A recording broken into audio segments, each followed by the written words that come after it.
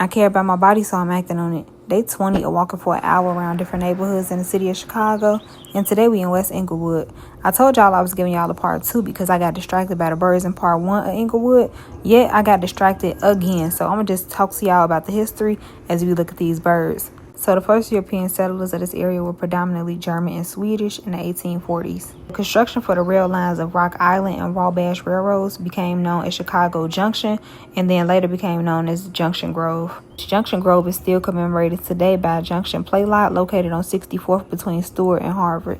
Y'all know Junction Grove later became part of the town of Lake and then annexed into Chicago. There were a lot of European immigrants who was coming into Chicago for jobs at the stockyards and steel mills.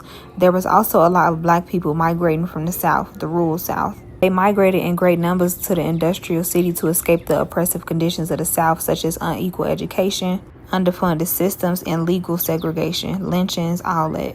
They came north just to have to compete with immigrants for jobs and housing. And black people were restricted because they faced a lot of housing discrimination.